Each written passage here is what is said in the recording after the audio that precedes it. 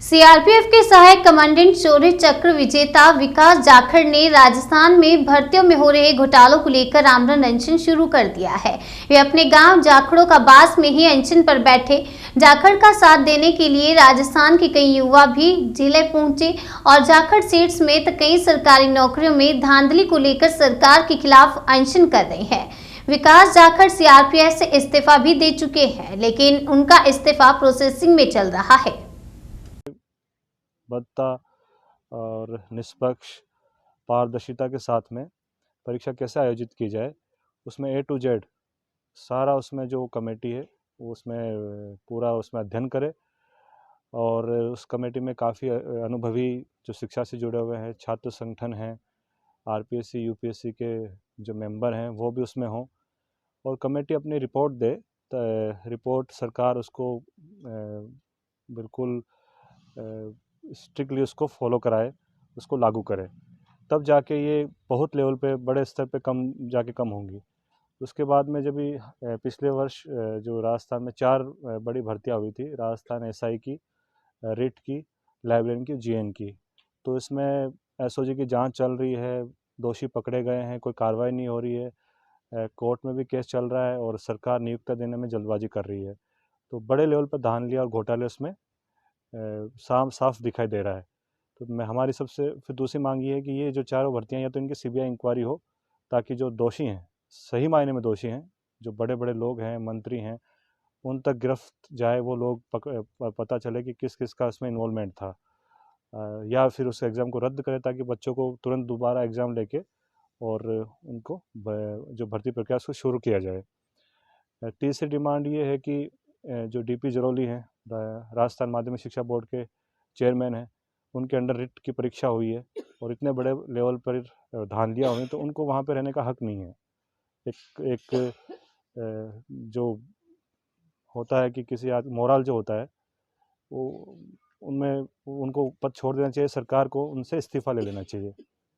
चौथी मांग ये है कि अभी विधानसभा सत्र शुरू होगा, आगामी विधानसभा सत्र, उसमें सरकार ऑर्डिनेंस लाए, उसमें जो भी नकल माफिया हैं, जो नकल करवाने में संलिप्त हैं, उनके खिलाफ कड़ा कानून हो, 10 वर्ष से कम सजा नहीं होनी चाहिए, गैर जमानती उनके ऑफेंस होना चाहिए। दूसरा ये है कि जो भी जिस संस्थान में भी नकल होती है उस संस्थान की मान्यता रद्द हो, उसको सील कर दिया जाए। तीसरा ये है कि जो भी सरकारी, गैर सरकारी या भी कोई एजेंसी हैं जो भी सील कर दिया जाए। तीसरा ये है कि जो भी सरकारी, गैर सरकारी या भी कोई एजेंसी हैं जो भी नकल करवाने में इन्वॉल्व हैं, उनकी चल अचल संपत्ति तुरंत जब्त कर ली जाए। तो ये मोटा मोटी मांग हमारी जो है, उससे काफ़ी बड़े स्तर पर जो धांधलियाँ हैं वो रुक जाएंगी। तो ये मांग हम लगातार सरकार से रख रहे हैं। जयपुर में हमने रखी, वहाँ पे हमको बड़ी क्रूरता से पुलिस, सरकार के इशारे पे पुलिस ने हमारे साथ व्यवहार किया, बच्चों को पीटा, झूठे उनके खिलाफ केस लगाए।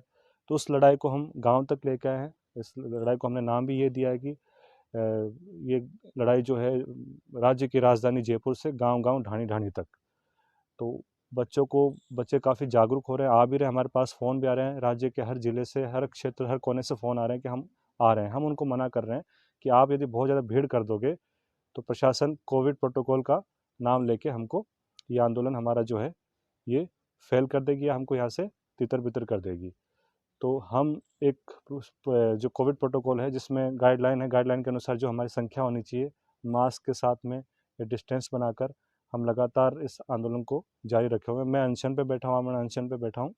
17 तारीख को मेरा आमरण अनशन शुरू हुआ था और जब तक ये मांगे नहीं मानी जाएंगी, मैं आमरण अनशन पे बैठा हूँ।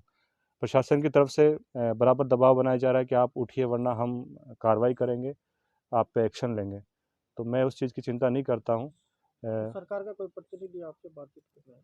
सरकार के प्रतिनिधि अभी एसडीएम साहब आए थे और डीएसपी साहब आए थे, तो उन्होंने यही बात जो मैंने आपको बताई, उन्होंने कहा कि आप इस तरीके से ना बैठिए, और तरीके हैं, उस हिसाब से आप अपना धरना या जो भी अपनी मांग है वो सरकार तक पहुंचा सकते हैं। तो मैंने उनसे ये कहा कि हमने और तरीके अपनाए, सरकार को कोई फ़र्क नहीं पड़ता और हमको उस तरीके से सरकार आंदोलन करने भी नहीं दे रही। तो ये भी आगे की क्या रणनीति है? अभी तो हम इसी में बैठे हैं। आंदोलन जो है, आमरण अनशन हमारा जारी है, जब तक मांगे नहीं मानेंगे हम इसी पे बैठे हैं। और सरकार यदि हम पे दबाव बनाएगी या कोई कार्रवाई करेगी तो हम उसके लिए तैयार हैं।